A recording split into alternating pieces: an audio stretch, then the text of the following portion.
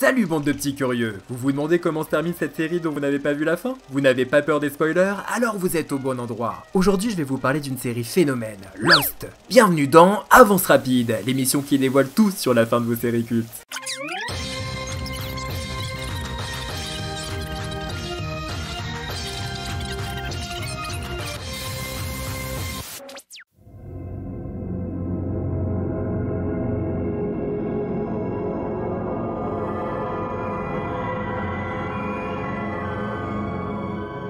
Lost est une série de 121 épisodes créée en 2004 par Damon Lindelof, Jeffrey Lieber et J.J. Abrams. Vous savez, le papa des séries alias Fringe et tant d'autres. La série a été diffusée sur TF1 en 2005. De par une écriture et une réalisation novatrice, cette série phénomène a séduit des millions de spectateurs à travers le monde. D'ailleurs, en 2010, elle a été élue meilleure série des 20 dernières années par le magazine e-Online. Rien que ça. Attention, si tu as peur en avion, cette série n'est pas pour toi. Vous en faites pas, ce sera bientôt fini. Tout commence avec le vol 815 de la compagnie Oceanic Airlines. Le 22 septembre 2004 à 16h16, l'avion reliant Sydney à Los Angeles explose en plein vol.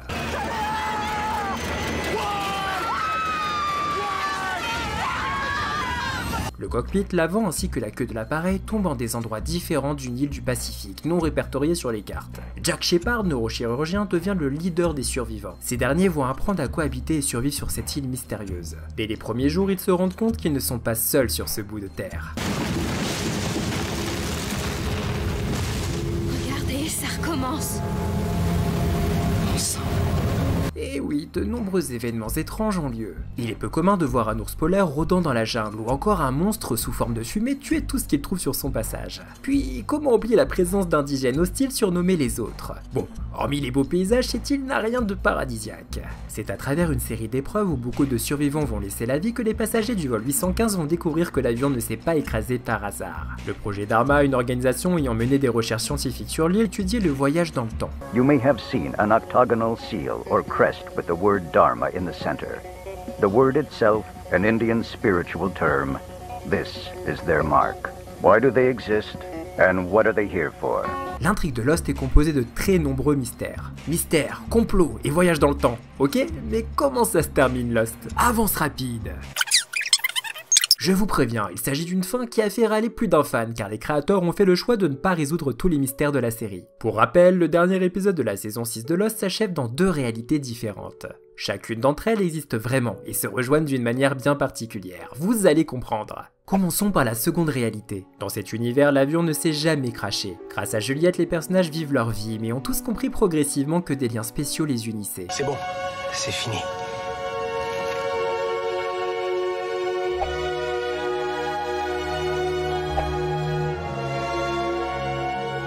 Lost introduit avec ce dernier épisode la notion de flash sideways. Alors, on connaît le principe d'un flashback, principe qui consiste à relater des événements appartenant au passé. Quant au flash forward, il s'agit d'une figure stylistique qui relate les événements à venir. Mais qu'en est-il pour les flash sideways? De toutes les figures de style, il s'agit sans doute de celle qui est la plus atypique, puisqu'un flash sideways exprime des événements se déroulant dans une réalité parallèle. Oui, une espèce de monde alternatif fonctionnant sur le conditionnel. Et si le vol 815 de la Oceanic Airlines ne s'était jamais écrasé sur l'île, que se serait-il passé? Dans cette seconde réalité, les personnages ont des destins différents. Desmond et Hurley retrouvent leurs anciens camarades de l'île. Au fil des rencontres, chacun se remémore son passé alternatif sur l'île. Oh. Ça vous l'a fait? Tous se retrouvent dans une église. Kate et Jack, qui n'a toujours pas de réminiscence de son passé alternatif, sont les derniers à arriver. Tu sais où nous sommes? C'est là que l'enterrement de mon père devait avoir lieu. Il est mort. En Australie. En s'approchant du cercueil de son père, les souvenirs de Jack lui reviennent. Lorsque Jack découvre que le cercueil est vide et que son père se tient derrière lui, il réalise qu'il est mort lui aussi. Dans ce final, Jack retrouve tous les survivants de l'île avec qui il a développé un lien privilégié. Certains sont morts avant lui, d'autres décéderont longtemps après. Tous sont réunis en cet instant pour poursuivre ensemble leur route. Le père de Jack ouvre les portes et une lumière immaculée emplit le lieu saint. Cette église se fait le purgatoire vers un autre monde. Mais que se passe-t-il dans la première réalité? En parallèle, Jack et Locke se livrent un combat à mort. Kate et Sawyer s'échappent et Hurley devient gardien de l'île. Blessé, Jack s'engage dans la forêt. Jack Shepard s'écroule à terre et sourit lorsqu'il aperçoit dans le ciel l'avion Oceanic 815.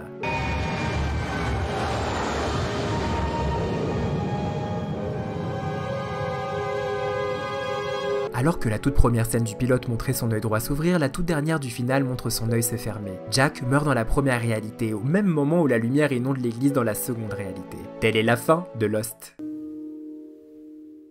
Bonus. Le saviez-vous? Le personnage de Catherine Austen, surnommée Kate, devait être l'héroïne de la série. Jack, quant à lui, devait mourir dès le premier épisode. Cependant, les créateurs, se rendant compte du potentiel de ce personnage, ont décidé de lui donner la place de leader. Incroyable, non? C'est déjà la fin d'Avance Rapide. On se retrouve très prochainement pour un autre épisode. En attendant, n'oubliez pas d'être curieux.